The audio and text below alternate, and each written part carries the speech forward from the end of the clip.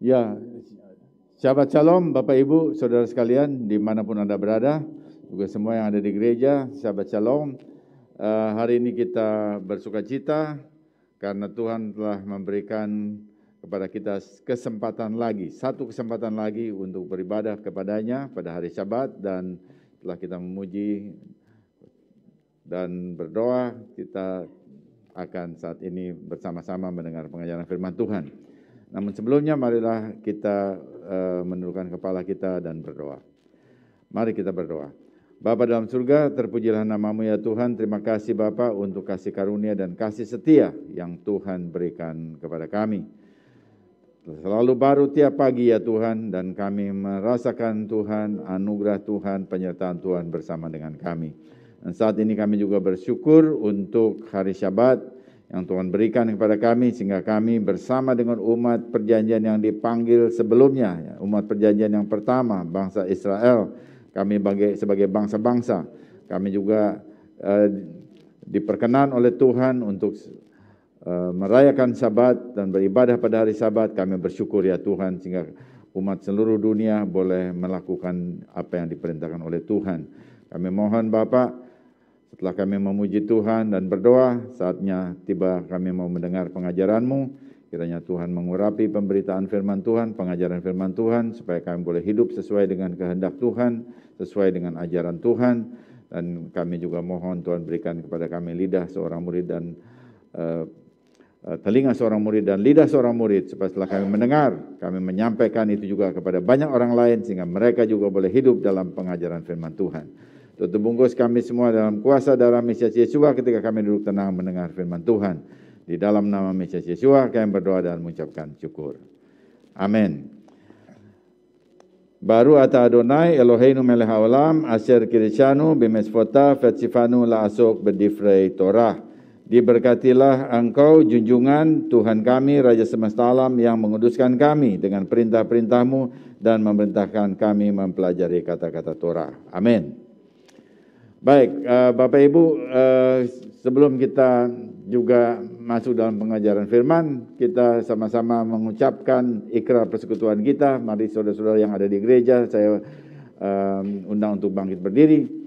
Kita ucapkan sama-sama, aku bersekutu dengan sukacita, aku bersekutu dengan junjungan Yeshua HaMashiach, yang adalah jalan kebenaran dan kehidupan, sumber keselamatan kekal.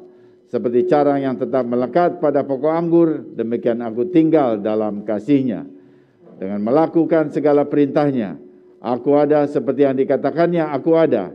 Aku akan jadi seperti yang dikatakannya, aku akan jadi. Kehidupan yang berbuah lebat bagi kemuliaan-Nya. Firman Tuhan itu pelita bagi kakiku dan terang bagi jalanku. Ia tidak akan kembali dengan sia-sia, ia akan berhasil dalam perintah-Nya. Langit dan bumi akan lenyap, tetapi janji Tuhan kekal selamanya. Haleluya, amin. Silakan duduk. Ya, baik, kita akan lihat kitab suci kita. Bagian ini disebut parasat Saf. Saf itu perintah, dari Imamat 6 ayat 8 sampai 8 ayat 36. Ini saya juduli terus menyala melayani Tuhan. Ya, baik atau tidak baik keadaannya saat COVID atau tidak, terus melayani Tuhan. Amin, saudara. Ya, baru saja kita merayakan Purim, dan tadi pagi saya masih makan Hamantasen, ya, Haman, gitu ya. Jadi saya makan itu kue itu ya, dan ini masih ada dari hari yang lalu. Nah, kita merayakan Purim beberapa hari yang lalu itu karena Yeshua juga merayakan Purim, yaitu dalam Injil Yohanes 5 ayat 1 dan 10. Lalu ada pertanyaan, bagaimana menyimpulkan hari raya Purim di dalam ayat itu? Karena tidak ada perkataan Purim di dalam Yohanes 5 ayat 1 dan 10. Jadi itu bisa disimpulkan sebagai perayaan Purim dari kombinasi dua ayat tadi. Yohanes 5 ayat 1 dan Yohanes 5 ayat 10. Di dalam Yohanes 5 ayat 1, saudara bisa lihat, di sana dikatakan ada pesta orang Yahudi, perayaan orang Yahudi. Lalu di Yohanes 5 ayat 10 dikatakan hari Sabat. Bagaimana menyimpulkan bahwa ini Purim? Nah, itu caranya dicari di dalam kalender Ibrani di antara tahun 27 sampai 30 Masehi. Bagaimana caranya? Bisa dilakukan, saudara pakai kaluah.com ya, ada program aplikasi itu bisa dicari. Tahun 27 sampai 30 dicari di sana, ternyata betul sekali di sana ada satu perayaan Yahudi yang berimpit dengan hari Sabat. Lalu perayaan apa itu? Ternyata itu baru diketahui setelah lihat kalender, baru tahu bahwa itu adalah perayaan Purim. Ya, jadi itu tidak bisa langsung dibaca di dalam Alkitab, tetapi harus memakai kalender.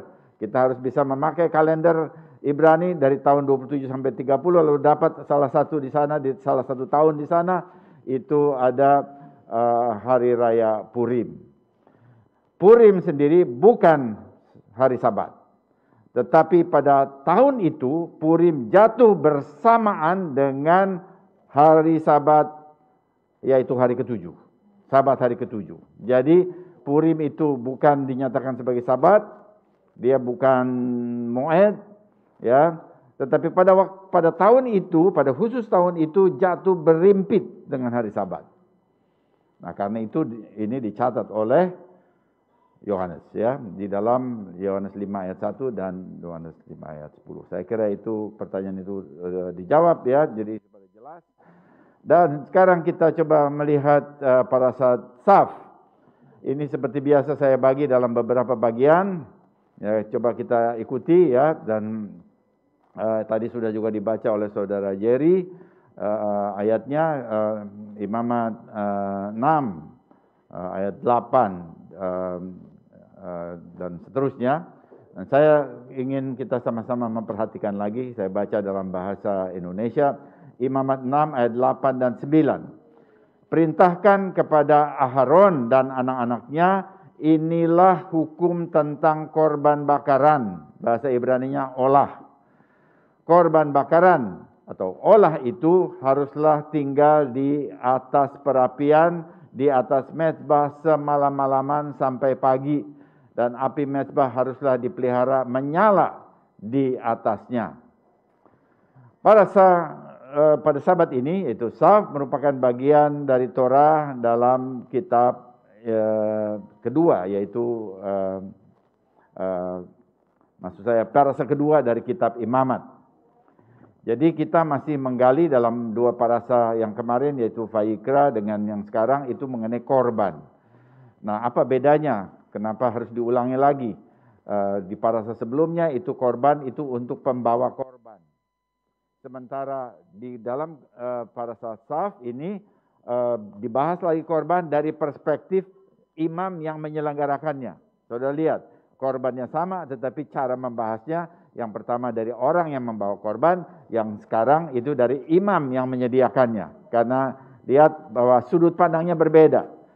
Sama ini saya mau kasih gambaran. Kalau saudara pernah belajar di universitas atau di manapun ya, di SD sampai di universitas, saudara belajar sebagai murid. Tetapi kemudian waktu saudara mau ngajar SD atau sampai universitas, maka saudara harus dibalik. Cara memandangnya berbeda. Karena itu seorang yang menjadi guru itu harus dikasih pendidikan guru. Seorang yang mau tadinya murid lalu mau jadi guru, dia mesti dikasih tahu bahwa perspektifnya lain, berbeda walaupun materinya seperti itu, ya. Jadi sama seperti ini. Di bagian parasa Vayikra itu korban dilihat dari pembawa korban, kemudian di parasa Saf korban dilihat dari imam yang menyelenggarakan korban. Nah, kalau kita lihat korban, maka kita harus lihat bahwa ini dalam konteks budaya. Karena kalau kita lihat dari sekarang, loh kenapa ya Tuhan selalu kalau mau didekati dengan berdarah-darah begitu ya. Jadi ini harus dilihat dari segi budaya, dan ini memang kita lihat itu ada dari zaman dahulu ya. Jadi kita mesti lihat ini dalam perspektif sejarah dan budaya. Dan tetapi mengapa Tuhan juga memberikan korban begitu ya, atau memerintahkan korban? Ini menunjukkan bahwa dosa itu berakibat pada maut. Jadi kalau kita mau lihat akibat dosa, itu kita bisa lihat kenapa Tuhan memberikan perintah tentang korban. Bahwa dosa itu adalah, upah dosa itu adalah maut, akibat dosa itu adalah maut, itu ditulis di dalam Roma 6 ayat 23 oleh Rabi Shaul. Jadi kita bisa melihat ya bahwa dosa itu akibatnya jelek sekali, maut. Nah, kita bisa lihat di dalam korban. Manusia yang berdosa, tetapi kemudian binatang harus mati. Sebab mengapa? Ini anugerah sebetulnya. Karena kalau manusia berdosa harus mati, itu lebih gawat lagi. Lalu Tuhan kasih satu cara untuk mentransfer, untuk membuat satu keadaan itu menjadi pulih kembali melalui korban binatang, tetapi manusianya tetap hidup. Ya, saudara, jadi kita bisa lihat ya bahwa ini semuanya menjelaskan satu prinsip, bahwa Tuhan mengasihi orang berdosa, tetapi akibat dosa tidak bisa dibiarkan begitu saja, harus ada korban, harus ada kematian. Dan karena itu kita bisa lihat betapa buruknya dosa itu di hadapan Tuhan. Tetapi waktu kita membahas ini, maka kita harus menyisihkan hambatan psikologis untuk memahami prinsip-prinsip yang ada di dalam pengajaran Tuhan dalam hal persembahan hewan. Ya, kemudian kita juga lihat ya bahwa Tuhan sebetulnya tidak memerlukan persembahan lembu dan kambing domba. Itu ditulis di dalam Mazmur 50 ayat 12 dan 13, dia bilang begini, tertulis, "Jika aku lapar, tidak usah kukatakan kepadamu, sebab punyakulah dunia dan segala isinya. Daging lembu jantankah aku makan, atau darah kambing jantankah aku minum?" Itu menunjukkan jawabannya tidak. Bahwa Tuhan kita bukan Tuhan yang suka sama korban-korban binatang untuk seakan-akan itu jadi makanannya. Bukan. Dia tidak butuh semuanya itu. Jadi korban binatang diberikan utamanya untuk kepentingan manusia, kepentingan saudara dan saya, dan bukan Tuhan. Dosa dapat diampuni dengan penyesalan dan melakukan suatu upaya untuk mendekat kembali kepada Tuhan dengan cara apa? Dengan cara yang ditetapkan oleh Tuhan, dan Tuhan menetapkan membawa korban. Itu cara yang dia tetapkan. Jadi itu sebetulnya untuk kita, supaya kita bisa mendekat kembali kepada Tuhan. Jadi korban diperintahkan untuk kepentingan manusia, bukan kepentingan Tuhan. Utamanya demikian. Nah, kata yang diterjemahkan sebagai persembahan di sini adalah dalam bahasa Ibrani disebut korban. Korban berasal dari akar kata karov, yang artinya mendekat. Jadi ketika Taurat itu menyatakan seseorang membawa sapi atau kambing sebagai korban, itu artinya dia itu menyembelih binatang itu dan membakar di atas mezbah untuk mendekat kepada Tuhan. Jadi kepentingannya apa? Kepentingan manusianya. Karena waktu dia berdosa, dia terpisah dari Tuhan. Dan itu sudah mulai dari zaman Adam, tapi juga setiap pribadi juga kemudian melakukan kesalahan, dia terpisah dari Tuhan, meninggalkan Tuhan, dia mau kembali mendekat, dia membawa korban seperti yang Tuhan perintahkan di dalam kitab Imamat. Nah, Parashat Shaf berisi aturan-aturan imamat tentang upacara korban, ya. Dan Tuhan memerintahkan para imam untuk mempersembahkan korban bakaran atau olah setiap hari berupa 2 ekor domba. Itu sebetulnya sudah mulai diperintahkan di kitab Keluaran 39. Mereka mempersembahkan seekor domba di pagi hari ya, jam 9 pagi. Kemudian para imam juga menyembelih korban yang kedua di sore hari, dan itu jam 3 petang. Nah, itu kita bisa lihat itu ya, bahwa itu semua kita bisa lihat di dalam Torah tidak disebut jamnya, tetapi di dalam Brit Hadasa, dalam Injil, lalu kita bisa lihat dan itu berdasarkan budaya saat itu atau sejarah saat itu jam 9 pagi dan jam 3 petang. Dan Injil mencatat itu dengan baik. Bahkan Yeshua HaMashiach, dia dipaku di atas kayu salib jam 9 pagi, dan kemudian menghembuskan nafasnya, menyerahkan rohnya jam 3 petang, persis sama dengan korban domba di bait suci. Jadi itu luar biasa itu.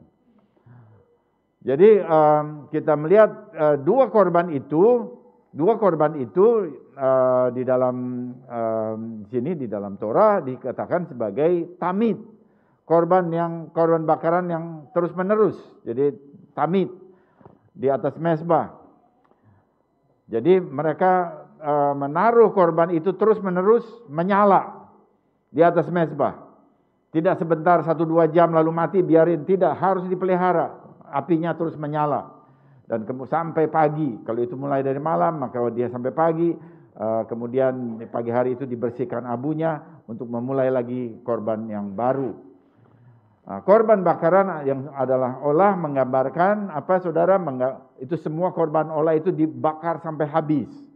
Nah kalau kita lihat, dibakar sampai habis, apa artinya sekarang bagi kita? Jadi kitab Torah itu tidak dibaca secara dengan pesiat saja.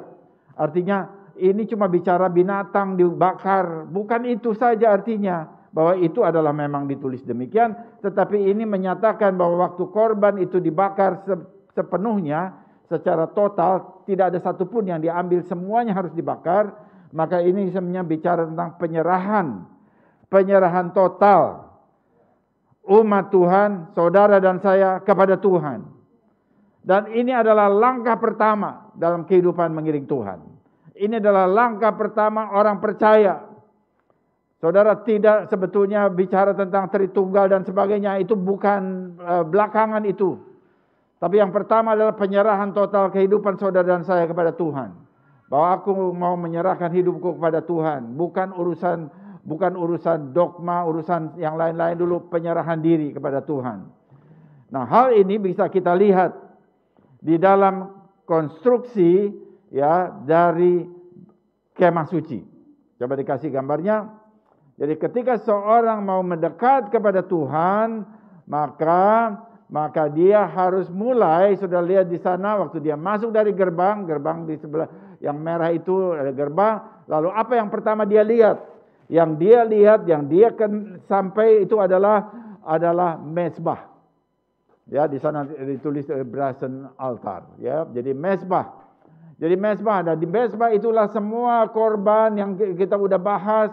Dari korban olah, dari semua korban Islamim dan semua korban itu ditaruh, khususnya korban binatang, itu juga termasuk korban hatat dan juga korban asyam, semua ada di situ.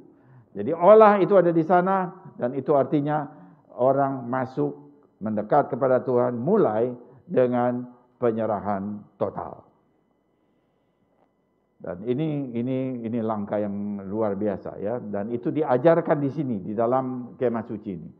Jadi kita mulai dengan penyerahan total, baru setelah penyerahan total, sudah lihat di sana dia mau masuk lagi, imam mau masuk lagi, maka dia sampai kepada bejana pembasuhan. Jadi setelah dia memegang ini semua abu, mungkin ada percikan abu, percikan darah, maka dia cuci di sana. Di bejana pembasuhan itu ya, baru kemudian dia masuk ke ruang kudus. Nah, jadi pembasuhan itu belakangan, tapi mulai dengan penyerahan total. Bukan urusan harus bagaimana ya, harus pakai bajunya seperti apa kalau ibadah, bukan itu yang diurus. Penyerahan total mulai dari hati, inside out, hatinya dulu. Ya, diserahkan 100%, hidupnya 100% diserahkan pada Tuhan, baru urusan tampilan. Urusan tampilan nomor 2. Nah, di sini sudah lihat ada satu prinsip. Perhatikan ini ada satu prinsip ya, bahwa korban itu berbicara tentang dibenarkan, justification. Melalui korban, yaitu korban Yesua HaMashiach, kita dibenarkan. Itu nomor 1. Baru kemudian setelah dibenarkan, baru kita masuk lagi lebih jauh, maka muncullah yang namanya disebut pengudusan, sanctification. Sanctification itu diekspresikan di dalam struktur kemah suci sebagai bejana pembasuhan. Kita dibasuh oleh firman. Kita dibasuh oleh pertama mulai dari dengan darah dibenarkan, kemudian kita dibasuh oleh firman dan kita hidup terus di dalam firman.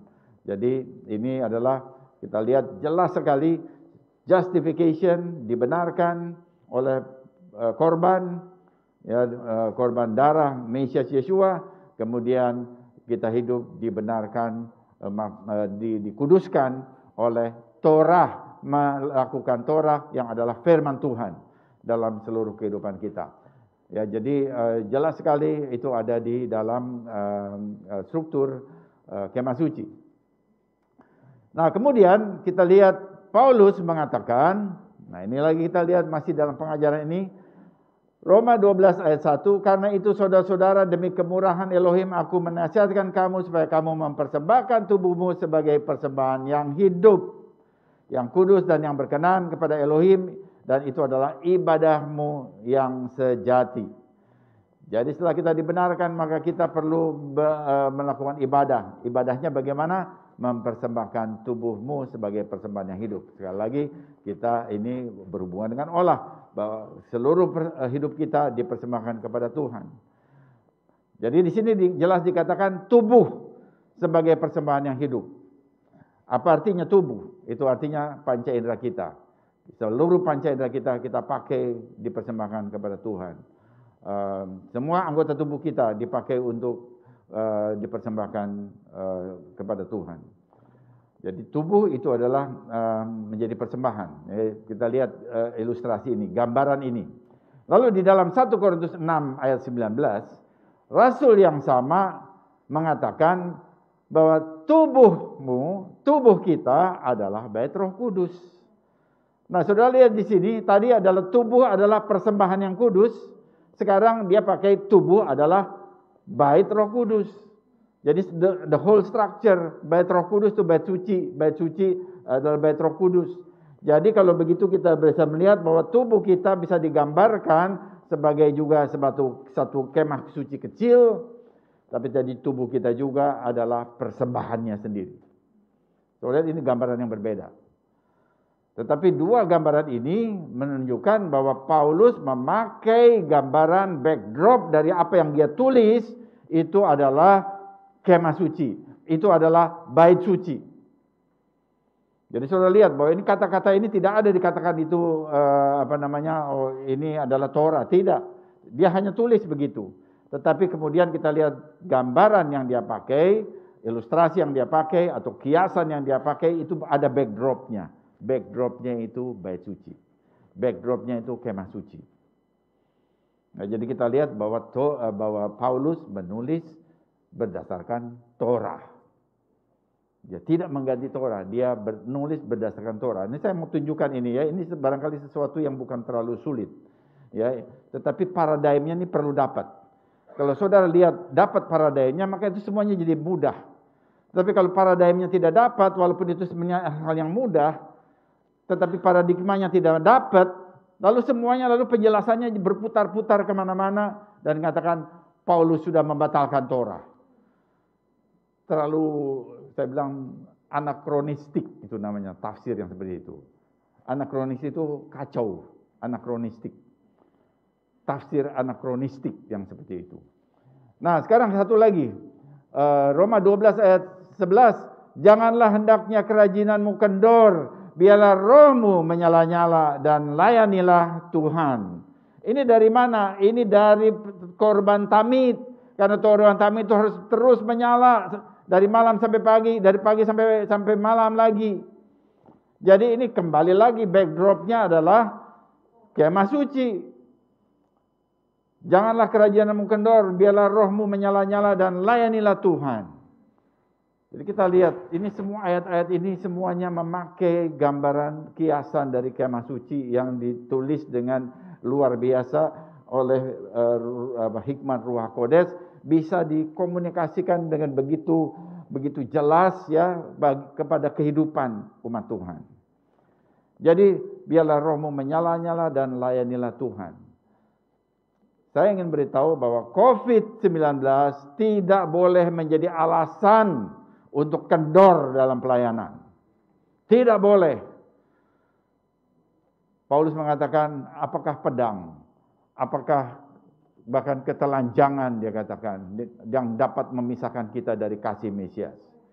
Nah sekarang kalau saudara lihat COVID-19 dengan pedang, dengan ketelanjangan, dengan kelaparan, dengan segala sesuatu itu, mana yang terlalu hebat rupanya COVID-19 itu, sehingga akhirnya jadi kendor. Sehingga tidak mempunyai produk apapun untuk pelayanan kepada Tuhan di tengah umat komunitas kita. Kita tidak boleh kalah dengan virus. Jangan pandang enteng virus, tapi kita tidak boleh kalah terhadap virus. Jangan kendor. Kalau kita menjadi gara-gara virus 19 lalu kreativitasnya nggak ada, kita kalah artinya. Gara-gara virus lalu kita sepertinya terhalang, terblok, nggak bisa bikin apa-apa. Itu kalah artinya.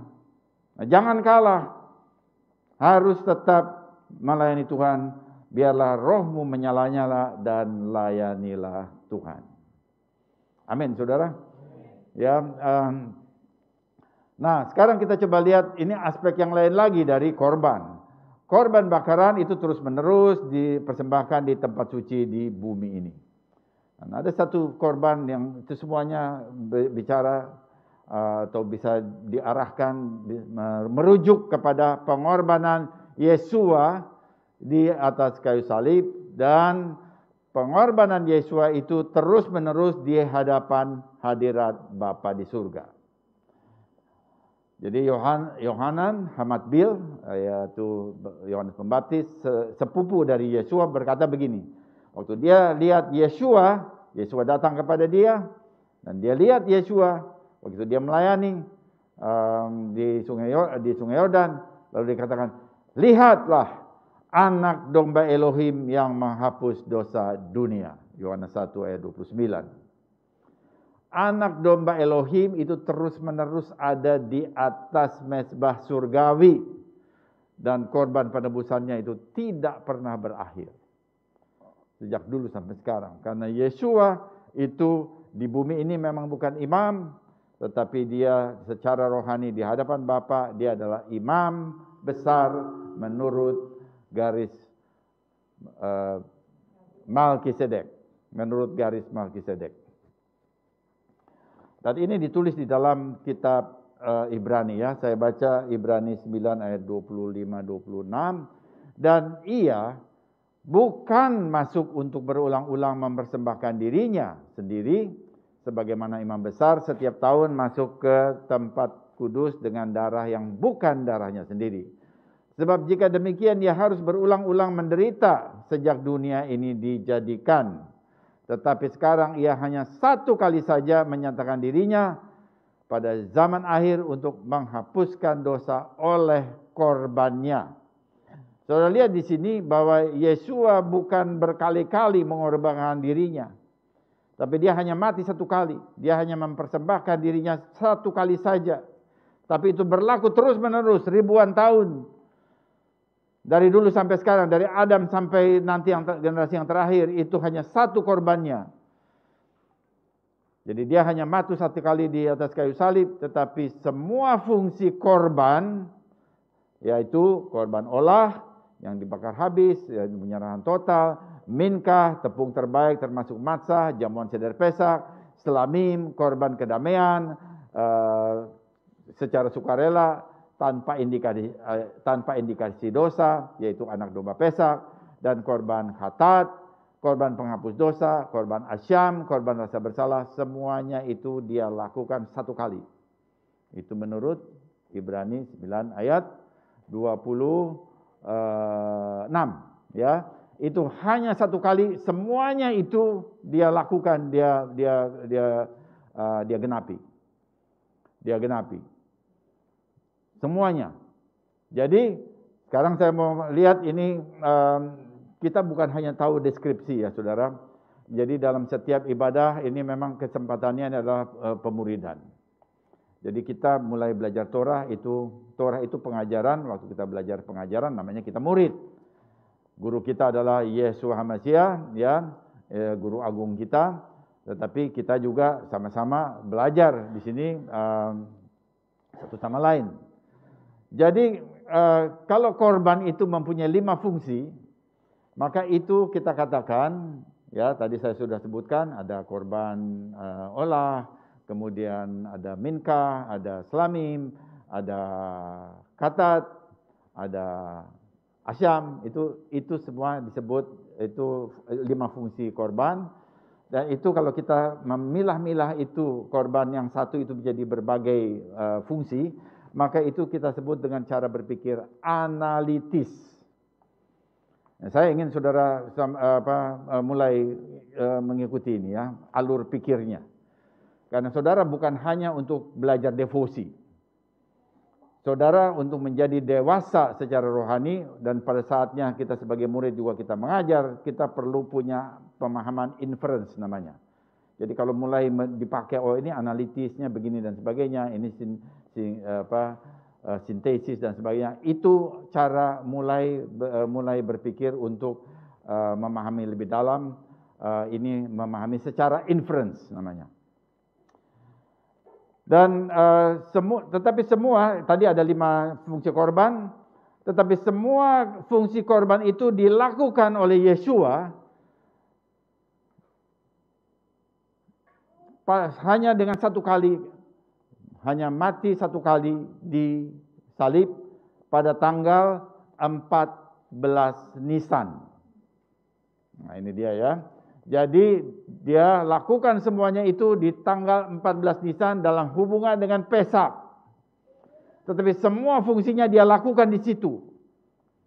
Termasuk asyam, termasuk yang manapun itu hatat ya, yang biasanya ditaruh di hari raya Yom Kippur, itu dia lakukan di tanggal 14 Nisan yang dikaitkan dengan Pesak. Nah, ini waktu dia lakukan ini di dalam tanggal 14 Nisan disalib, di satu kali disalib, itu namanya semua fungsi itu ngumpul di sana, lalu kita katakan ini sintesisnya. Ini sintesis, semuanya dikerangkum jadi satu. Itu tanggal 14 Nisan disalib, Yesus lakukan semua fungsi itu. Nah, sekarang ada cara berpikir linear.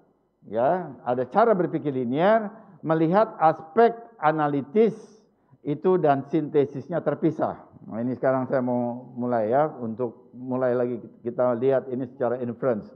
Jadi ada aspek analitis, cara berpikir, ada cara berpikir yang melihat ada aspek analitis dan aspek sintetis. Maksud saya sintesis. Jadi sintesisnya itu semuanya jadi satu di tanggal 14 Nisan, dan ini adalah 5 fungsi yang terpisah-pisah. Nah, orang yang berpikir linear dia pisahkan itu, lalu dia bisa memakai hanya analitisnya saja dan sintesisnya tidak dipakai. Tetapi ada juga yang memakai sintesisnya, tidak memakai analitisnya. Tapi kemudian di dalam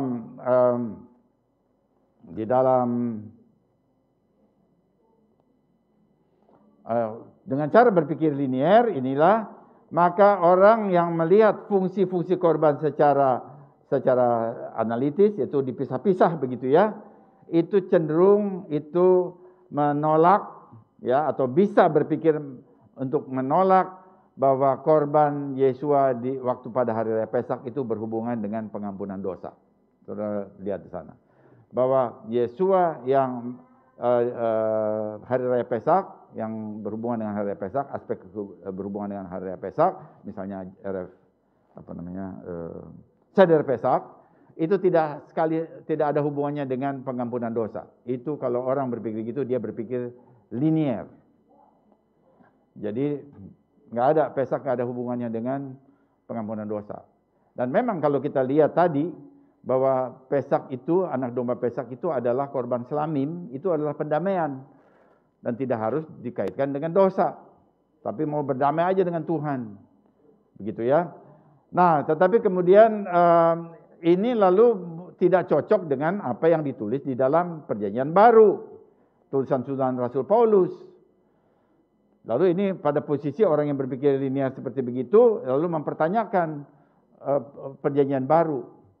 Mengapa lalu di Perjanjian Baru Yesua mati sebagai anak domba Pesak lalu untuk pengampunan dosa, padahal di dalam Torah tidak ada anak domba Pesak itu hubungannya dengan pengampunan dosa. Coba saudara lihat di Keluaran 12, kan tidak ada.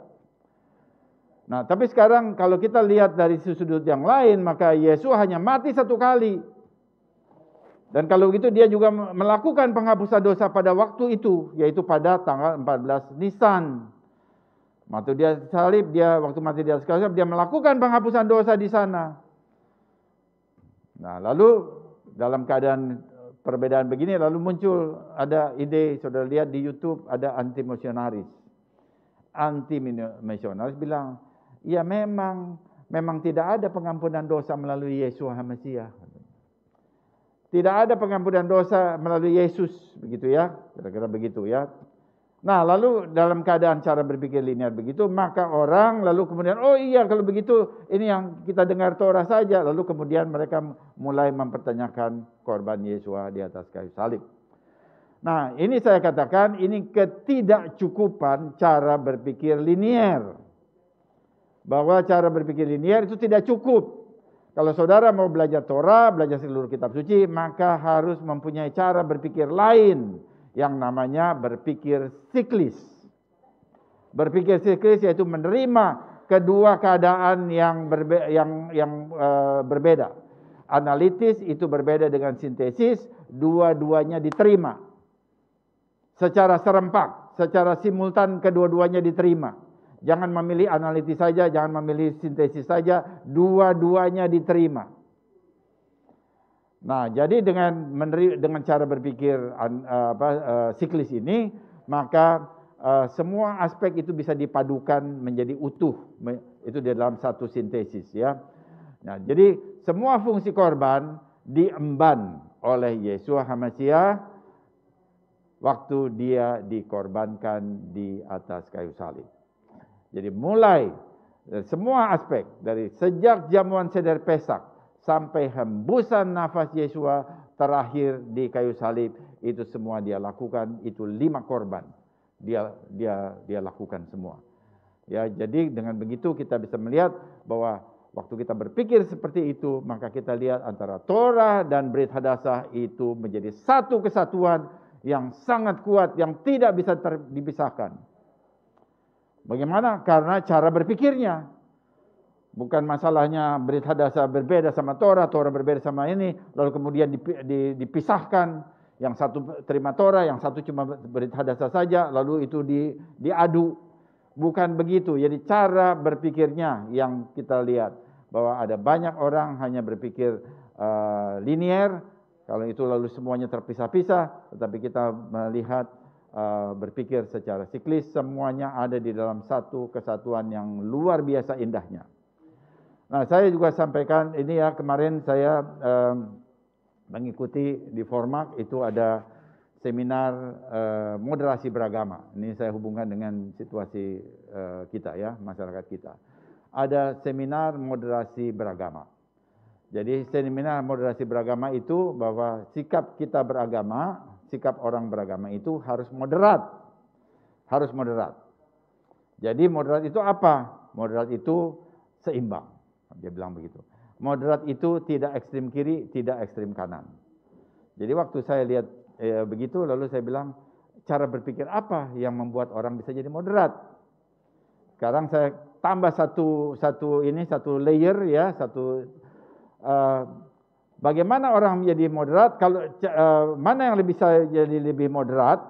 Orang yang berpikir linear atau orang yang berpikir siklis? Saudara yang ada di sini, mana yang bisa menjadi orang moderat? Orang yang berpikir linear atau orang yang berpikir siklis? Coba jawab saya. Yang berpikir siklis. Karena orang yang berpikir linear itu dia taruh segala sesuatu di dalam garis lurus kutub, ya, lalu dia taruh dirinya di satu kutub, tesis, kemudian semua yang berlawanan dengan dia itu sesat. Itu mesti dibuang, gitu ya. Itu jadi ini tesis, ini antitesis. Dia taruh dirinya di tesis, lalu antitesisnya buang. Itu linear. Tetapi kalau orang berpikir siklis, ini ada tesis, ini antitesis, dua-duanya dia terima. Nah, ini cara berpikir yang membuat orang jadi moderat. Karena dia bisa terima dua-duanya, walaupun tesis dan antitesis itu ada perlawanannya, ada ketidakcocokannya, ya, ada perbedaannya maksudnya, tetapi dua-duanya diterima. Sama seperti sepatu kanan sama sepatu kiri.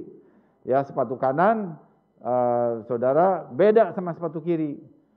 Saudara masukkan kaki kiri saudara di sepatu kanan, nggak cocok. Tetapi kita tetap mau dua-duanya. Walaupun berbeda, tapi kita mau dua-duanya. Kita kalau beli sepatu selalu sepasang. Tidak mau hanya sepatu, saya mau kaki kanannya saja yang ini. Karena kaki kanan berlawanan dengan kaki kiri, maka aku mau yang kanan aja, yang kirinya nggak usah. Saudara tetap beli sepasang yang berbeda. Dan karena dengan begitu jadi lengkap. Sama seperti ini, kalau kita berpikir siklis, ya, maka seluruh bagian kitab suci itu, perjanjian lama, perjanjian baru, Torah, Tanakh, dan Brit Hadasah itu menjadi satu kesatuan. Dan kalau saudara berpikir begitu, maka saudara akan menjadi, saya percaya bahwa itu akan menjadi kuat di dalam pemahaman kitab suci, dan tidak akan juga terganggu oleh namanya anti-misionaris.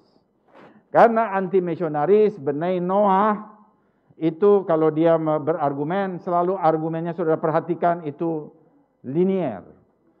Dia ambil linear. Dia bikin tesis, antitesis, sehingga orang ini, orang yang berbeda dengan dia, itu seakan-akan harus ikut pada dia. Tetapi cara melawannya adalah dengan cara berpikir siklis. Oke, itu yang pertama, ya. Saya kira, ya, itu yang pertama. Sekarang kita lihat yang kedua adalah kedamaian.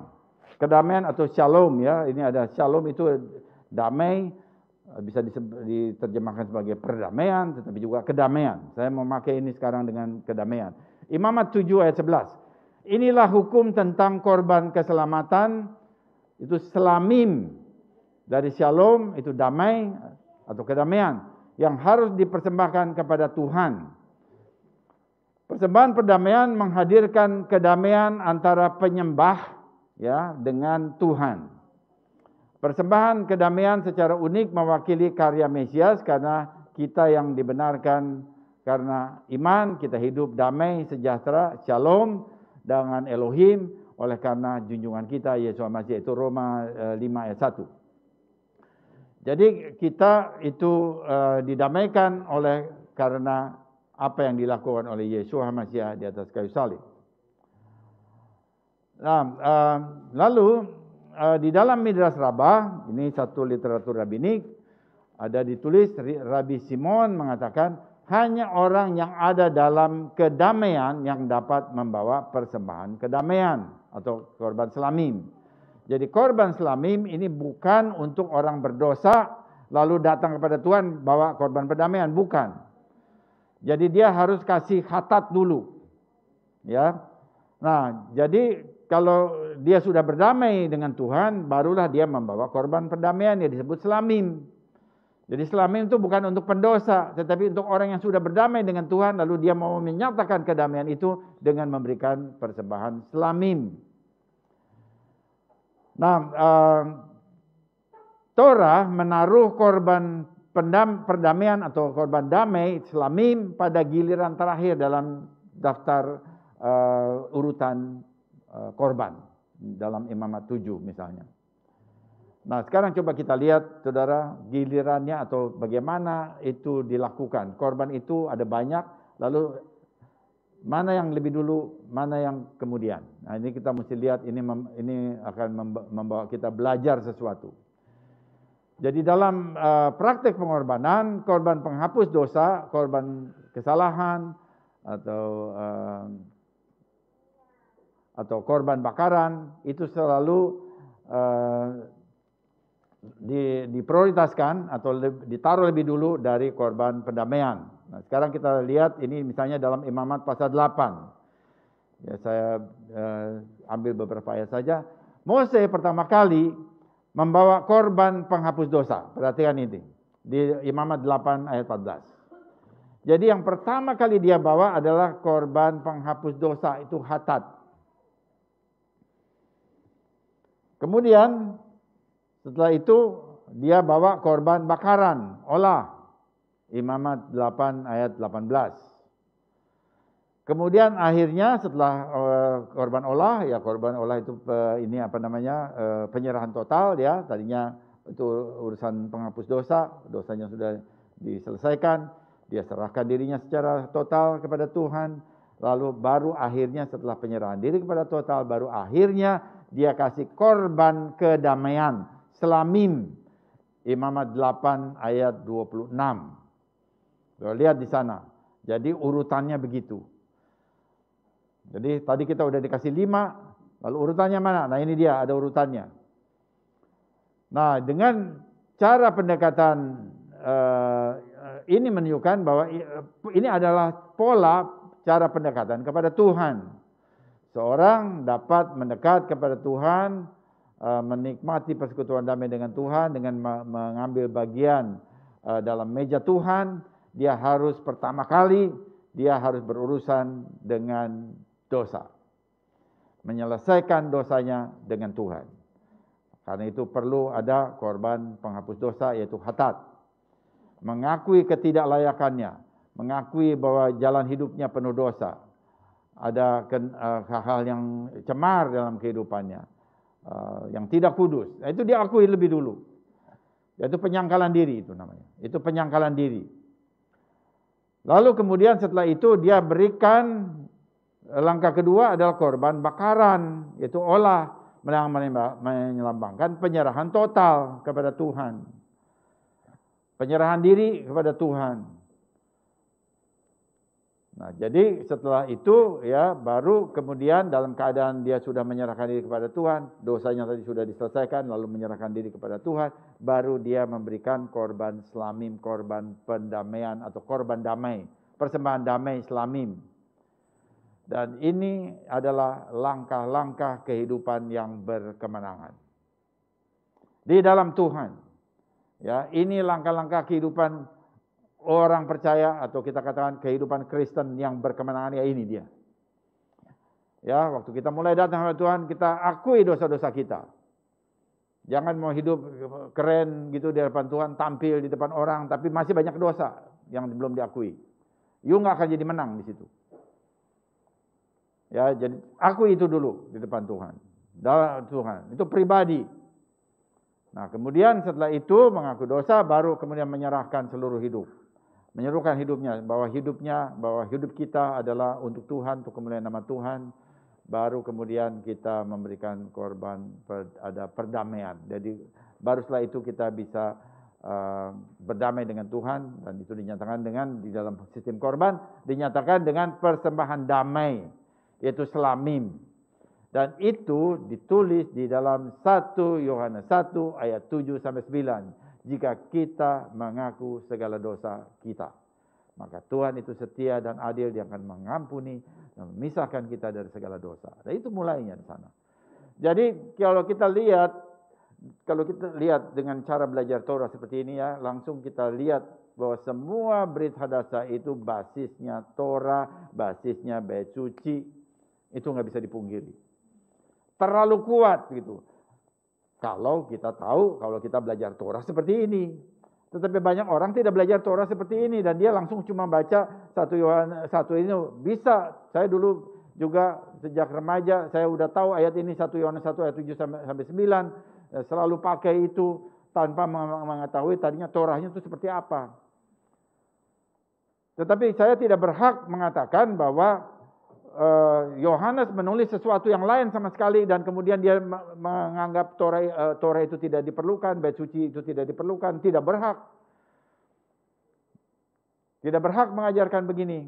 Walaupun orang Kristen pada umumnya memahami mengaku dosa dan banyak sekali yang bagus sekali di dalam pengajaran ini dan diberkati oleh semua langkah-langkah yang dilakukan.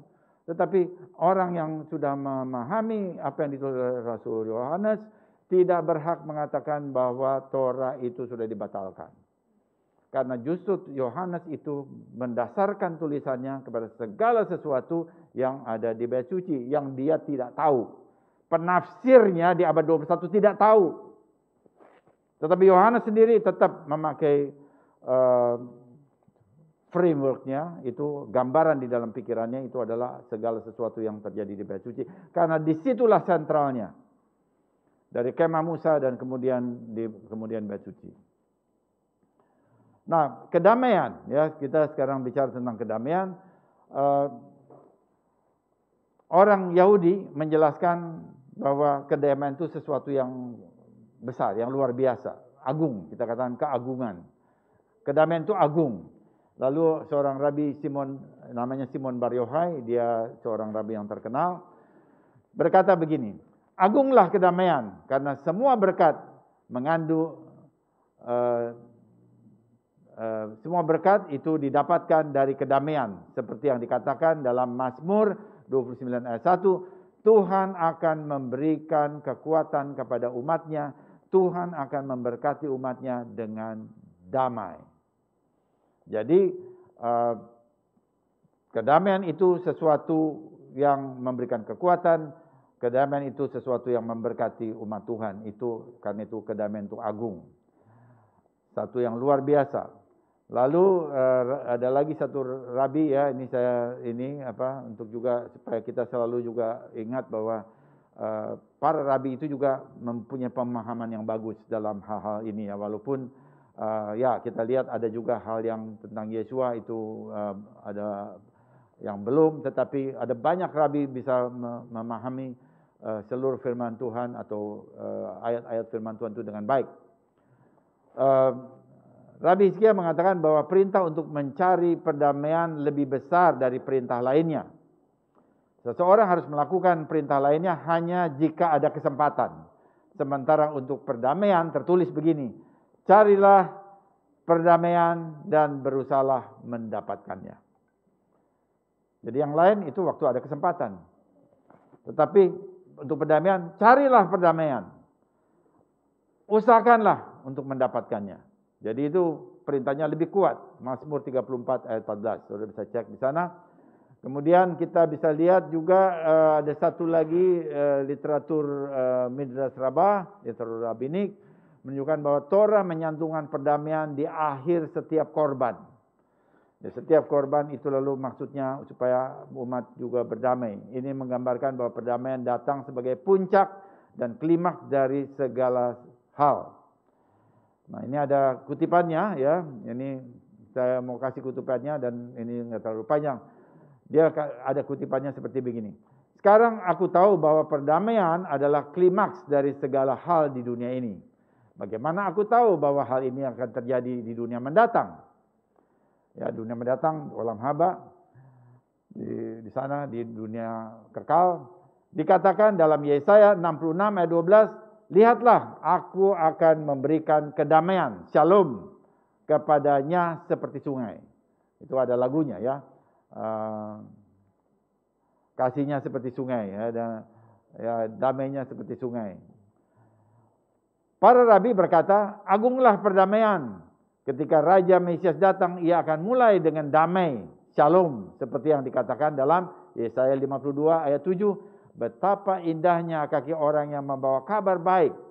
Dalam bahasa Ibrani, basar tov, di atas gunung, yang mengumumkan perdamaian, shalom, dan membawa kabar baik, basar tov, kebahagiaan, yang mengumumkan keselamatan. Keselamatan pakai kata Yeshua. Dan berkata kepada Sion, Elohimu memerintah. Itu kutipan dari Imamat Rabbah 9 ayat 9. Jadi Mesias itu disebut damai. Seperti yang dikatakan Yesaya yang mengumumkan perdamaian. Nah, Rasul Paulus menyebut bagian yang sama mengenai kaki yang indah dari mereka yang membawa Injil. Mengabarkan perdamaian ketika dia mengatakan kepada pembacanya bahwa Elohim telah memakai kaki kita sebagai pembawa Injil damai sejahtera. Efesus 6 ayat 15. Jadi Mesias adalah pembawa damai. Nah, sekarang coba kita lihat ya. Saya mau kasih inference lagi nih pada saudara. Bahwa di dalam Alkitab itu tidak satu dimensi. Jadi saya ingin katakan bahwa pengajaran Torah itu tidak hanya devosi. Ada devosi tetapi ada inference. Yesua juga mengatakan di dalam Matius 10 ayat 34, jangan mengira bahwa aku datang untuk membawa damai di bumi. Aku datang bukan untuk membawa damai, melainkan pedang. Nah saudara, selama ini kalau kita cuma tahu Yesua itu membawa damai, benar dia membawa damai, dia adalah Raja Damai. Lalu saudara dihadapkan ayat ini Matius 10 ayat 34, dan kemudian dikasih komen.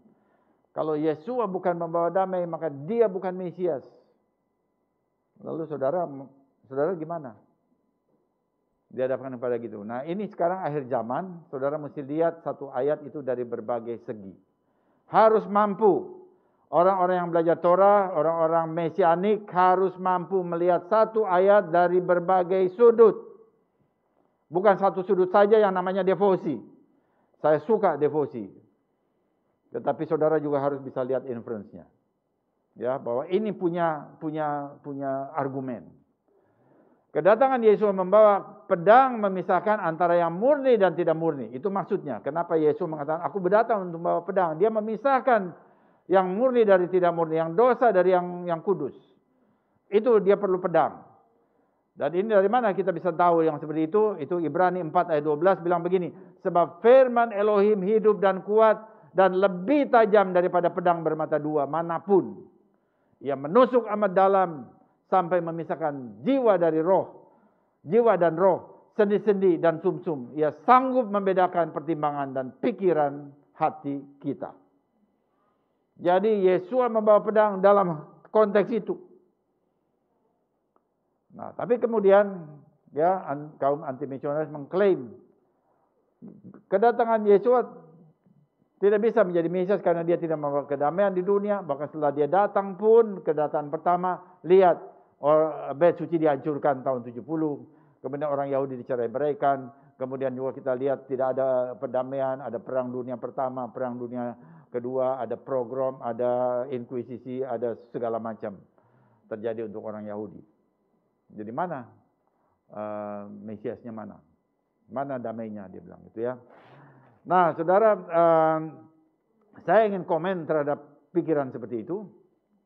Kalau kita lihat dunia sekarang, ya, kalau kita lihat dunia sekarang, ini sebenarnya sudah karena dunia sekarang ini karena ajaran Yesus sudah menyebar di dunia ini dengan bendera Kristen. Ya, dan kita bisa melihat bahwa setiap perang dan itu ada banyak juga bantuan-bantuan itu. Kalau saudara perhatikan bantuan-bantuan untuk korban kecelakaan atau korban apapun itu atau bencana itu datangnya dari negara-negara yang menyerap ajaran Yesus Kristus. Jadi kalau begitu dunia sekarang tidak sempurna, belum sempurna, masih juga ada banyak perang juga. Tetapi toh ini akan ternyata lebih baik kalau dibandingkan kalau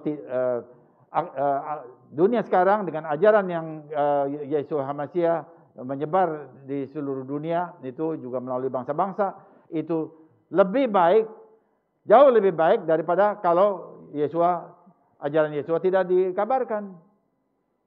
Coba kalau tidak ada hukum kasih yang diucapkan oleh Yesua dan ada dalam Injil yang kemudian disebarkan ke seluruh dunia. Kalau itu tidak ada, maka dunia sekarang akan jauh lebih rusak. Jadi harus perhatikan itu. Bahwa sekarang belum sempurna, betul, karena ini memang dalam proses. Ini masih dalam proses, ini belum selesai. Masih dalam proses. Jadi itu argumen saya atau tanggapan saya kepada ide seperti tadi. Bahwa mana katanya sekarang masih, ya betul, kita juga bisa lihat. Dan juga kita lihat itu juga perang dan sebagainya, itu juga bukan karena Yesua yang mengajarkan atau orang-orang itu, mereka mempunyai pikiran mereka sendiri sehingga terjadilah perang. Kita bisa melihat antara Rusia dengan Ukraina. Ya, jadi itu pikiran mereka sendiri. Apakah itu disebabkan oleh satu ajaran? Tidak, sama sekali tidak. Itu urusan nasionalisme mereka. Yang bukan sama sekali urusannya dengan pengajaran Yesua. Jadi tanpa ajaran Yesua, dunia akan jauh lebih buruk dari keadaan sekarang. Ya, itu harus diperhatikan. Nah, sekarang apa artinya? Lalu Yesua mengatakan bahwa dia datang dengan membawa pedang, bukan bawa damai tapi bawa pedang. Ada satu ayat lagi, ya, bahwa itu satu aspek dari ucapan itu merujuk kepada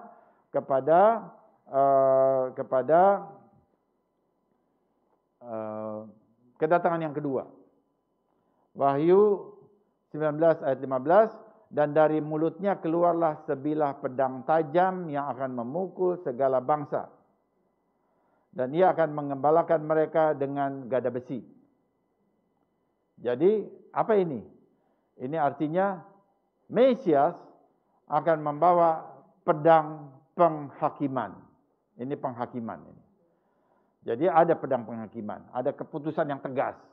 Dan di sini mengembalakan, akan memukul bangsa-bangsa.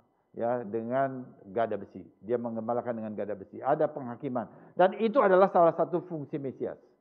Mesias itu menghakimi. Ya. Jadi kita bisa melihat bahwa waktu Mesias datang pun dia akan melakukan penghakiman, dia akan mengalahkan itu semua bangsa-bangsa yang menyerang Israel, yaitu Gog dan Magog. Dan setelah itu baru kemudian dunia menjadi tenang, dan itulah kerajaan 1000 tahun damai di bumi ini, itu oleh Mesias.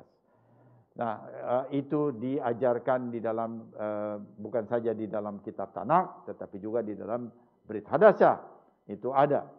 Jadi bukan sesuatu yang seakan-akan Yesua tidak pernah memberikan kedamaian. Pada akhirnya, setelah melalui dia membawa pedang dan dia membawa penghakiman, baru kemudian dunia akan mengalami kedamaian selama 1000 tahun. Itu kerajaan damai 1000 tahun. Ya, itu yang kedua, ya. Yang ketiga, sekarang bagian yang ketiga, tak dapat binasa. Ini tertulis, kita kembali ke Imamat 7 ayat 17. Tetapi sisa daging korban pada hari ketiga harus dibakar dengan api. Sisa daging korban pada hari ketiga harus dibakar dengan api. Saudara perhatikan, hari ketiga. Third day.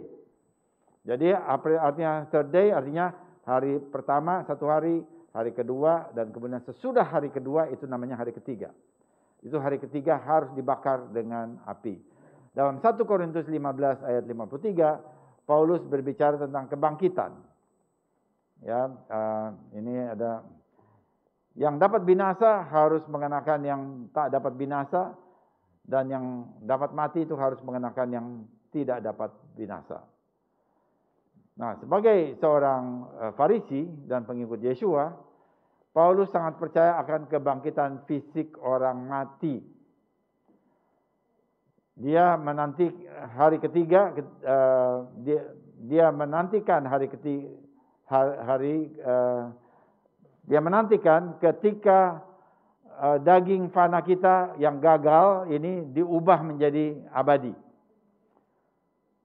Jadi hukum pengorbanan mengacu pada transformasi dari kefanaan kepada keabadian, dari kerusakan menjadi tidak rusak. Itu dihubungkan dengan tadi, ya, ada sisa korban. Nah, kemudian kita lihat di dalam ini, dalam hubungan dengan Imamat 7 ayat 16 Maksud saya ya dari 7 Imamat 7 ayat 16 sampai 18. Ini coba saya baca ya. Jikalau korban sembelihan yang dipersembahkan itu merupakan korban nasar atau korban sukarela, haruslah itu dimakan pada hari mempersembahkannya, dan yang selebihnya boleh juga dimakan pada keesokan harinya. Tetapi apa yang masih tinggal dari daging korban sembelihan itu sampai pada hari yang ketiga dengan. Nah, ini di sini kita bisa melihat bahwa ini tadi saya membacakan apa yang ditulis oleh Rasul Paulus, karena hari ketiga itu kalau kita hubungkan dengan Mesias itu ada kebangkitan, begitu ya. Ada kebangkitan. Karena itu lalu tadi saya mengutip 1 Korintus 15 ayat 53. Tapi sekarang coba kita perhatikan apa yang dinyatakan di dalam Torah. Imamat 7 ayat 16 sampai 18 tadi, bahwa korban nasar dan korban sukarela itu haruslah dimakan, dan kemudian dimakan pada hari dipersembahkannya, itu hari pertama. Keesokan harinya masih boleh dimakan, tetapi lewat hari yang kedua harus dibakar. Dia tidak boleh dibikin busuk. Nggak boleh dibiarkan busuk begitu, tapi dibakar. Nah, ini aturan Tuhan yang luar biasa. Jadi pada hari ketiga harus dibakar habis dengan api. Nah, jadi kita lihat di sini bahwa korban selamim, korban perdamaian harus itu dimakan hanya dalam waktu 2 hari. Pada hari ketiga itu sudah dibakar, harus dibersihkan. Nah, itu caranya untuk membuat supaya daging yang dipersembahkan tadi itu tidak busuk. Jadi untuk apa harus dibakar? Untuk menghindari pembusukan, corruption ya. Harus tidak boleh ada daging korban itu yang busuk. Nah, ini satu prinsip di dalam Torah.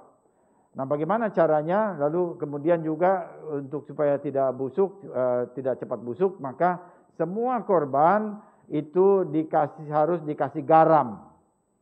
Harus dikasih garam.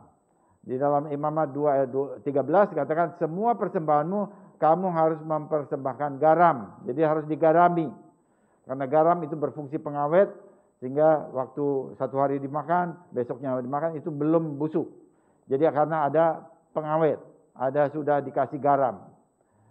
Nah, kita lihat itu juga kita lihat di dalam jamuan Erev Syabat itu ada tradisi memakai garam ya. Kita barangkali dalam Sidur yang baru kita akan lihat itu. Nah, jadi kita melihat bahwa pembubuhan garam itu menyatakan perjanjian garam. Mungkin ada saat yang lain saya akan menjelaskan itu lebih banyak. Tetapi garam itu mengawetkan, karena itu dia itu menghindari pembusukan. Nah, sekarang coba kita lihat bahwa prinsip ini dipakai juga oleh Yeshua. Kalau Rabi Saul mengatakan bahwa dia adalah anak domba pesta kita, ya, dia mati pada tanggal 14 Nisan, maka dia juga itu ada di dalam pemahaman korban, ya, dalam arti kiasan, ya, bukan dalam korban dalam arti Yeshua itu dikorbankan seperti dia itu adalah korban seperti korban kambing atau domba, seakan-akan Yeshua itu adalah kambing atau domba, bukan. Tapi dalam arti kiasan. Ini artinya kalau di dalam tafsir ini adalah tafsir Dras. Jadi Dras itu adalah kiasan, itu adalah perspektif. Nah, jadi Yeshua itu korbannya itu boleh diparalelkan, ya, bukan sama tetapi paralel dengan korban hatat atau korban asyam, tapi juga korban olah, ya, dan semua aspek itu juga ada di dalam Yeshua, termasuk selamim dan juga yang satu lagi yang lain, ya. Nah, sekarang kita coba lihat bahwa sang guru bangkit pada hari ketiga. Yesua bangkit pada hari ketiga, seperti yang dikatakan dalam kitab suci, yang ditulis ini di dalam Kisah Rasul 2 ayat 27, bilang begini, sebab engkau tidak menyerahkan aku kepada dunia orang mati dan tidak membiarkan orang kudusmu melihat kebinasaan. Itu Kisah Rasul 2 ayat 27 dan Mazmur 16 ayat 10. Jadi kita bisa lihat di sini bahwa perkataan kebinasaan, kalau kita lihat di dalam bahasa Grekanya itu diaphoran,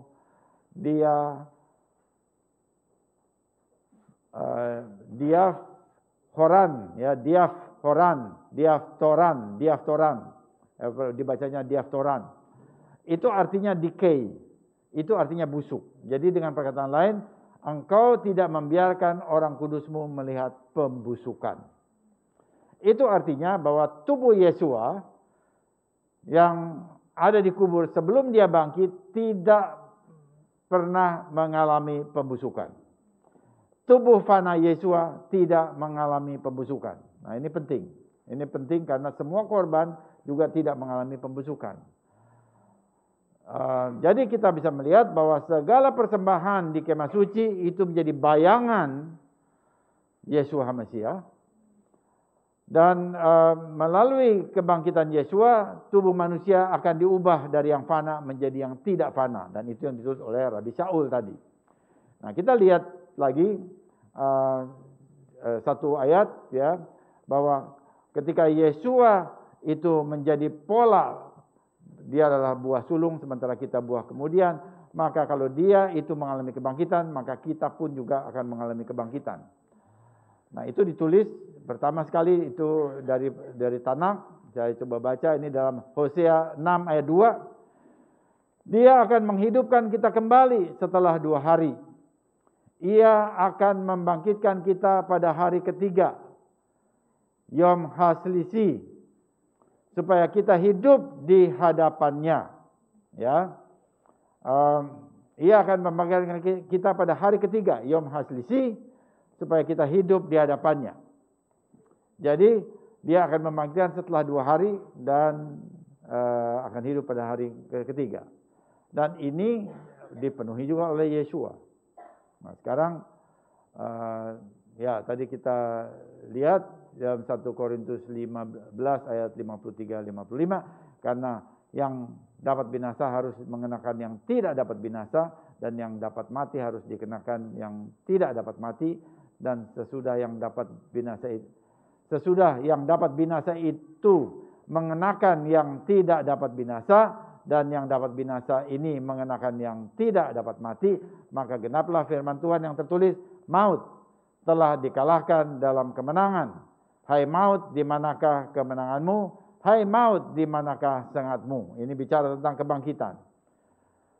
Nah, sekarang coba kita lihat ada 2 istilah, saudara, yang saya ingin kita mulai memperhatikannya dengan lebih cermat. Istilah itu adalah hari ketiga dan 3 hari 3 malam. Ini mirip tetapi beda. Matius 16 ayat 21, sejak waktu itu Yesua mulai menyatakan kepada murid-muridnya bahwa ia harus pergi ke Yerusalem dan menanggung banyak penderitaan dari pihak tua-tua, imam-imam kepala dan ahli-ahli Taurat, lalu dibunuh dan dibangkitkan pada hari ketiga, Yom HaShlisi. Nah, perkataan hari ketiga ini muncul 47 kali di dalam Alkitab. Termasuk di dalamnya ada 14 kali dalam Injil dari ucapan Yesua sendiri. Jadi dia mengucapkan hari ketiga itu, kita total di seluruh Injil ada 14 kali. Ya, ini sering sekali, hari ketiga, hari ketiga, hari ketiga. Di dalam seluruh Alkitab ada 47 kali. Nah, sekarang kita coba lihat salah satunya itu di Matius 12 ayat 40. Sebab seperti Yunus tinggal di dalam perut ikan 3 hari 3 malam, demikian juga anak manusia akan tinggal di dalam rahim bumi 3 hari 3 malam. Jadi ini satu istilah yang berbeda. Ya, 3 hari 3 malam seperti Yunus di perut ikan. Nah, perkataan 3 hari 3 malam ini hanya muncul 3 kali di seluruh Alkitab. Yang pertama itu di 1 Samuel 30 ayat 12 tentang budak Mesir yang dia tidak makan 3 hari 3 malam. Kemudian yang kedua itu di Yona 1 ayat 17, ya. Dan yang ketiga itu di Matius 12 ayat 40 yang barusan kita baca. Sekarang yang di Yona 1 ayat 17 bilang begini, dan Yona tinggal dalam perut ikan itu 3 hari 3 malam lamanya. Nah sekarang saudara, Yesus menyebut hari ketiga dengan pengertian Torah tadi adalah 2 hari ditambah 1 jam, itu udah hari ketiga. 2 hari ditambah 10 menit, itu sudah hari ketiga. Itu artinya. Tapi kalau 3 hari 3 malam, maka 3 hari 3 malam itu artinya 3 kali 24 jam, baru ditambah 1 menit atau ditambah 10 menit, nah itu dia, baru bangkit dia. Atau 3 hari 3 malam pas begitu ya, itu baru bangkit. Nah ini 2 ekspresi yang berbeda. Lalu kemudian dipakai untuk kita mulai melihat kapan sebetulnya Yesus disalib. Kalau dia bangkit pada Minggu pagi, 3 hari 3 malam, harus dihitung dari Rabu. Kemudian kalau hari ketiga, dia bisa hari Jumat. Jadi lain ya.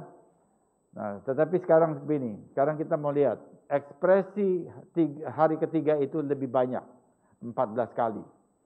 Sementara 3 hari 3 malam itu cuma di dalam Injil itu cuma 1 kali. Dari Yona itu satu, jadi 2 sebetulnya urusan dengan Yona.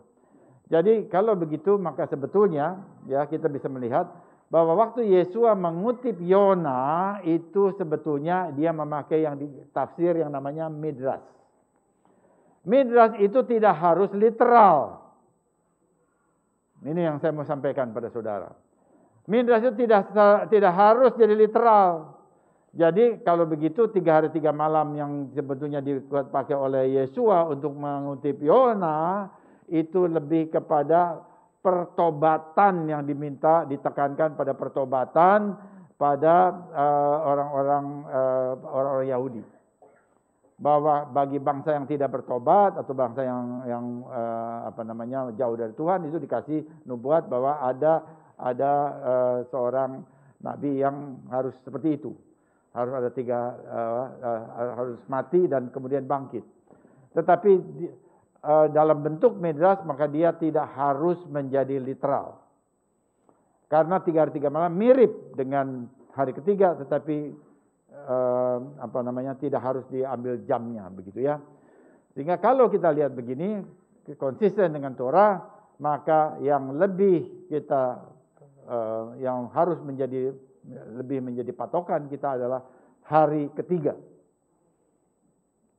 Ini bisa saya terusin lagi tapi menjadi panjang banget ya, nanti lain kali. Kita ini ini adalah yang ketiga. Sekarang kita lihat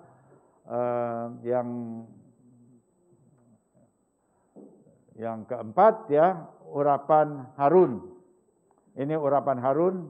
Kita lihat Imamat 8 ayat 12. Kemudian dituangkannya sedikit dari minyak urapan itu ke atas kepala Harun dan diurapinya dia untuk menguduskannya. Itu ayatnya. Jadi para imam itu memulai ritual penabisan mereka dengan pembasuhan dengan air. Jadi bagaimana pembasuhan dengan air? Itu bukan dipercik. Nggak ada di dalam lingkungan orang Yahudi, tidak ada yang dipercik. Dicelupkan seluruh tubuhnya ke dalam kolam mikveh. Lalu saudara tanya, di padang gurun mana ada kolam gitu kan? Saudara tanya begitu kan? Ini pertanyaan yang bagus itu kalau yang ada bertanya begitu. Karena di padang gurun tidak ada kolam. Gitu kan? Di padang gurun tidak ada kolam. Ya barangkali ada satu saat juga ada oasis tetapi tidak ada kolam. Nah ternyata ini perlunya arkeologi. Jadi saya pernah melihat waktu itu Sola Levit ya, almarhum ya, sudah bersama dengan Tuhan. Dia membuat siaran-siaran itu, saya mulai melihat itu di sana, waktu di Amerika, dia buat tuh. Nah, kemudian bagaimana imam itu dibasuh? Ternyata mereka dibuat satu bentukan itu seperti drum begitu ya, lebih besar. Nah, kemudian jadi seperti kolam itu ya, seperti drum itu bentuknya. Kemudian imam yang dimandikan itu masuk ke sana. Itu dia tunjukkan itu solar levet ya. Nah, jadi setelah saya lihat itu baru begini jawabannya. Sebab kalau kita tidak pernah melihat sesuatu, kita cuma hanya lihat buku, dijawab begitu, di padang gurun mana ada air. Kita juga nggak bisa jawab. Karena basis kita modalnya cuma buku, hitam atas putih, tulisan, huruf, nggak ada apa-apa. Nah, ini perlunya bahwa kita perlu belajar kitab suci secara lengkap dari aspek sejarah dan aspek budaya. Bukan hanya literal, hanya tulisan tok begitu ya. Harus ada aspek budaya karena ini yang membuat dimensinya menjadi luas. Nah, jadi tetap bisa di sana. Jadi imam itu di mikveh menyelam ke dalam air. Nah, kemudian setelah keluar dia dikasih pakaian jubah imam, lalu kemudian setelah itu belum selesai dia diurapi. Jadi Harun itu diurapi dengan minyak. Tidak semua, tetapi itu imam besarnya ya dilakukan itu. Nah, ritual pengurapan ini melambangkan pemberian Roh Kudus, Roh Tuhan, Roh Elohim kepada imam besar. Jadi dikasih minyak ya. Nah, secara fisik ini menyatakan pengudusan bagi tugas imamat dan pemberkatan rohani untuk jabatan itu. Jadi dengan mengurapi Harun dengan minyak, Mose membedakan imam yang diurapi, Kohen Hamasyah, yaitu imam Mesias dari imam yang lain. Jadi sudah lihat di sini ada perbedaan antara imam dengan imam besar. Imam besar disebut Kohen Hamasyah, imam yang diurapi, begitu ya. Itu dia mendapatkan gelar itu karena dia setelah dibasuh, imam besar juga membasuh diri, kemudian baru diurapi minyak. Nah, sekarang ini adalah gambaran, Aharon adalah gambaran dari Yeshua Hamasyah juga. Nah, ini perlu ya. Mose juga gambaran dari Yeshua, Aharon juga gambaran dari Yeshua. Jadi jangan cuma satu. Jadi seperti orang Yunani itu ngelihat Yesus Kristus, cuma yang itu dia. Dia nggak lihat ada hubungan-hubungan dari tanah. Jadi miskin. Lalu kemudian waktu dihubungkan ke sana lalu ditolak dulu begitu ya. Karena dia nggak tahu, dia nolak. Jadi kalau kita belajar Torah secara seluruh kitab suci seperti ini, maka kita bisa melihat hubungan yang sangat kaya, yang luar biasa, dan kita bersyukur untuk itu. Jadi saya mau kasih data sejarah sedikit ini ya. Orang Kristen mula-mula mengakui ada hubungan yang kuat antara pengurapan Aharon di Imamat 8 dengan pengurapan Mesias di Sungai Yordan. Nah, ini ada seorang bapak gereja yang pemimpin Kristen di abad 2 yang kita juga mesti dengar juga ya kalau dia memang memberikan sesuatu yang baik. Namanya Tertullianus. Dia katakan begini, orang Kristen awal mengurapi diri mereka dengan minyak setelah keluar dari baptisan.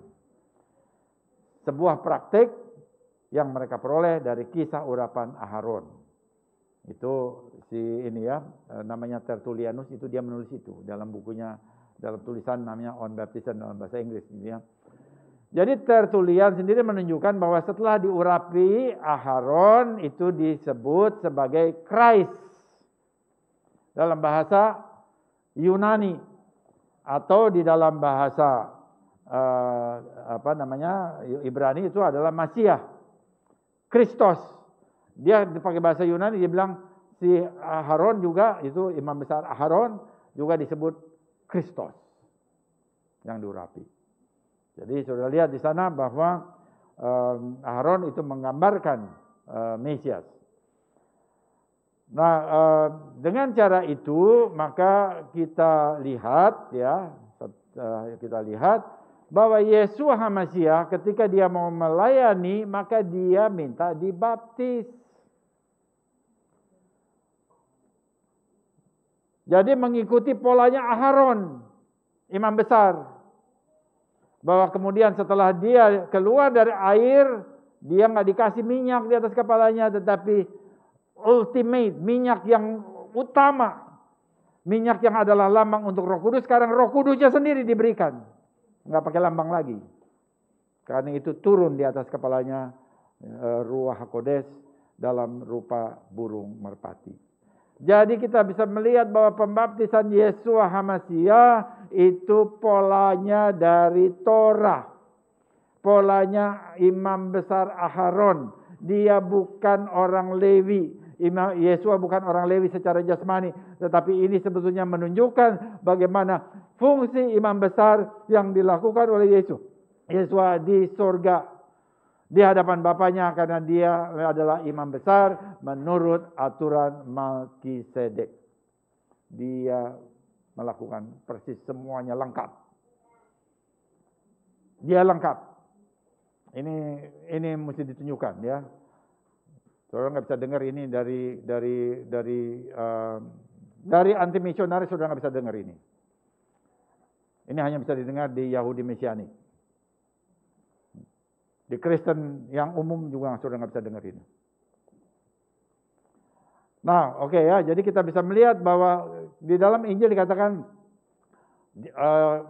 Yohanes menolak dulu Yeshua mau dibaptis. Lalu Yeshua bilang begini. Di dalam terjemahan ya, itu terjemahan bahwa biarlah aku mau melakukan ini sesuai dengan peraturan agama. Diterjemahkan begitu ya, tentunya dari bahasa Greek, tetapi sebetulnya saudara kita bisa melihat dia melakukan itu dengan pola imam besar Aharon. Karena dia adalah imam besar menurut Melkisedek. Oke, sekarang kita lihat ini ya bahwa Aharon, kita melihat pola Aharon. Aharon adalah pembawa damai. Imamat 8 ayat 12. Kemudian dituangkan sedikit dari minyak urapan itu ke atas kepala Aharon dan diurapinya dia untuk menguduskannya. Nah, ketika Aharon itu menerima urapan, dia pada waktu itulah maka dia masuk ke dalam jabatan imam besar yang diurapi. Nah, Mazmur 133 membandingkan pengurapan Aharon dengan perdamaian antar sesama saudara. Nah, ini yang kita lihat, ini aspek devosi. Aspek devosi yang perlu kita perhatikan betul-betul. Mazmur 133 ayat 1-3 saya baca untuk saudara. Mazmur siarah David. Siarah artinya orang yang pergi ke Yerusalem itu dia naik. Itu namanya diterjemahkan siarah. Itu sebenarnya Mazmur pendakian. Jadi dari semua jurusan, kalau orang ke Yerusalem di atas bukit, semuanya akan naik. Dari manapun juga harus naik. Nah, sambil mereka naik, itu mereka nyanyi Mazmur ini. Ya, mereka nyanyi Mazmur ini atau mereka ucapkan Mazmur ini yang mengatakan, sungguh alangkah baiknya, sungguh alangkah indahnya apabila saudara-saudara diam bersama dengan rukun. Seperti minyak yang baik di atas kepala meleleh ke janggut Aharon dan ke leher jubahnya. Seperti embun gunung Hermon yang turun ke atas gunung-gunung Sion. Sebab kesanalah Tuhan memerintahkan berkat kehidupan untuk selamanya. Mengapa Mazmur ini membandingkan pengurapan Aharon dengan pendamaian antara saudara-saudara? Orang bijak, ya Israel itu menjelaskan bahwa Mazmur ini dinyanyikan untuk mengenang kemampuan Aharon untuk membawa damai.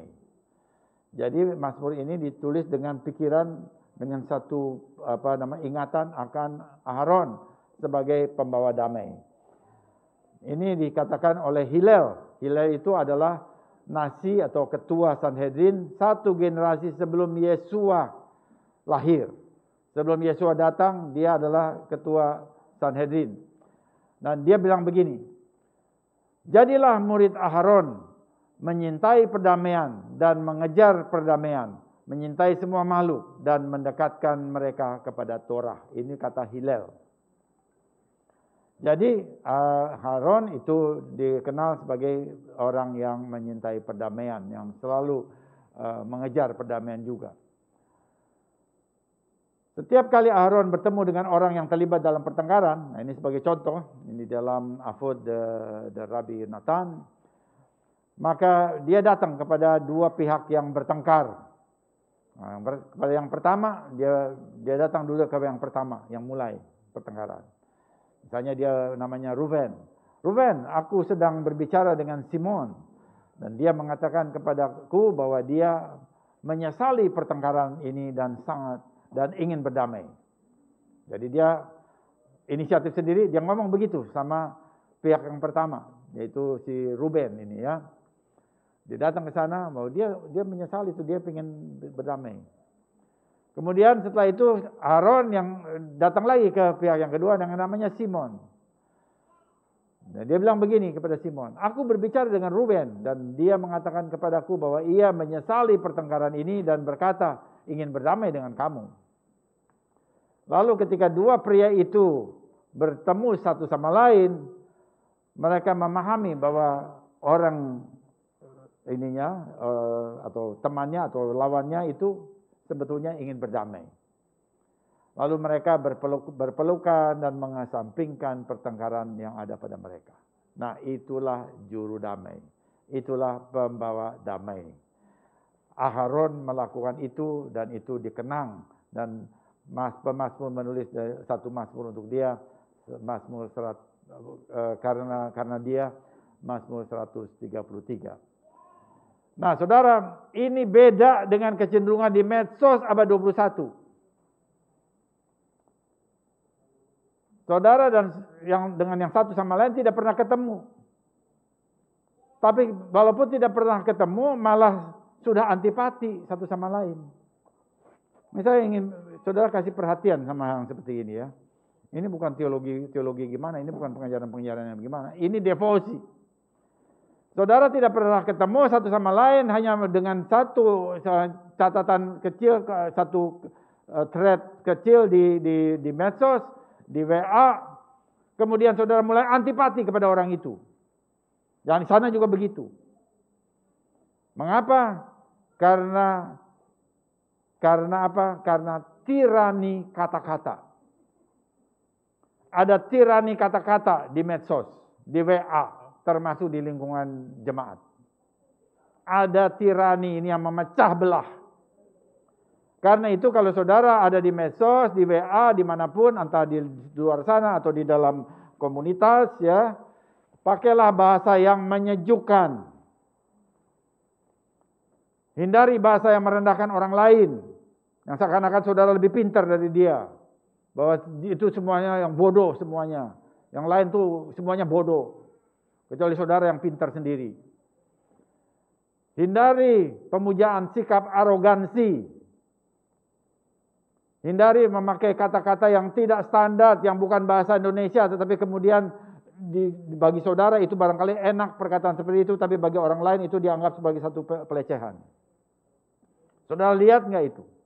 Ini adalah sikap moderasi beragama. Bahwa kalau kita melihat satu sisi dari satu sisi kita, orang lain belum tentu lihat yang sama seperti kita lihat. Orang lain bisa lihat dengan cara yang lain. Karena itu pakailah sikap yang standar, bahasa yang standar. Kalau kita mulai begitu, ya kita belajar Torah. Karena menurut para rabi itu Aharon melakukan pendamaian. Jadi bukan saja untuk Aharon, tapi kita sebagai murid-murid Yeshua, kita dipanggil untuk menjadi pembawa damai. Ada amin, saudara? Amin, saudara? Ya, sebagai pembawa damai. Tetapi mengapa di dalam medsos kita lalu jadi seperti tidak membawa damai? Jadi selalu perkataannya itu bisa punya apa duri begitu ya. Ada durinya. Waktu kita lihat ini ada durinya nih. Saya bisa lihat loh ini kenapa begini dia nulis begini gitu. Nah, itu artinya perlu cara berpikir siklis sekali lagi tuh. Siklis itu bukan hanya untuk belajar dogma. Yang begini itu siklis. Jadi kita melihat dari sudut kita, lalu kemudian apa yang kita mau tulis itu coba lihat dari sudut orang lain. Kalau saudara begitu, saudara moderat. Nah itu moderasi beragama itu berlaku bukan antara agama A dengan agama B saja, tetapi dalam internal agamanya sendiri, dalam internal jemaat juga diperlukan. Supaya jangan jadi sesuatu yang selalu aja ada argumen yang nggak jelas apa yang mau diargumenkan gitu. Yang buang waktu, buang pulsa, buang energi, emosi dan sebagainya, rugi banget. Nah, sebagai anak-anak kerajaan kita mewakili era perdamaian universal karena Yesua akan membawa perdamaian itu. Jadi biarlah kita membawa perdamaian yang melampaui segala akal. Kita bisa masuk di dalam arah konflik, tapi kita membawa perdamaian supaya konflik itu turun ya. Dan kita juga dengan cara yang sama kita berdoa ya, itu Rusia dengan Ukraina itu dua-dua bangsa yang kenal Alkitab. Sampai heran saya. Dua-duanya pegang Alkitab gitu loh. Walaupun yang satu katanya Ortodoks, yang satu katanya Roma Katolik. Tapi dua-duanya pegang Alkitab yang sama gitu ya. Yang ya inilah dia begitu. Tapi kok bisa begitu ya sampai perang begitu. Jadi bukan bawa damai. Itu jauh dari apa yang diajarkan oleh Yesua. Jadi kita bukan saja orang yang damai, tetapi kita juga diminta untuk proaktif melakukan apa yang dilakukan Aharon. Seperti yang dikatakan oleh Yesua, berbahagialah orang yang membawa damai, karena mereka akan disebut anak-anak Elohim. Matius 5 ayat 9. Biarlah ini menjadi patokan kita dalam segala hal ya, dalam bicara langsung, dalam berkomunikasi melalui medsos, dalam cara kita bekerja, cara kita bicara kepada sesama, juga termasuk juga dalam keluarga ya. Mungkin ini tidak terlalu mudah, tetapi kita mesti bergerak ke arah itu supaya kita menjadi pembawa-pembawa damai, dan karena itu kita disebut anak-anak Tuhan. Amin. Mari kita berdoa. Bapa dalam surga, terpujilah nama-Mu ya Tuhan. Terima kasih Bapa untuk anugerah yang Tuhan berikan kepada kami. Terima kasih untuk pengajaran Tuhan. Terima kasih untuk Torah. Terima kasih Tuhan untuk Ruach HaKodes yang membukakan pikiran kami mengenai Torah, mengenai pengajaran Torah Adonai Elohim dan pengajaran Yesua HaMashiach yang menjabarkan semuanya itu dengan begitu indah ya Tuhan. Biar kami boleh dipimpin oleh Roh Kudus, dipimpin oleh Ruach HaKodes untuk menerapkan semua pengajaran firman Tuhan dalam kehidupan pribadi kami, dalam keluarga kami, dalam komunitas kami, dan di tengah bangsa kami. Haleluya, terima kasih Bapa. Mohon pimpinan Ruach HaKodes dalam segala yang kami lakukan. Terpujilah nama Tuhan di dalam nama Mesias Yesua. Kami berdoa dan mengucapkan syukur. Amin.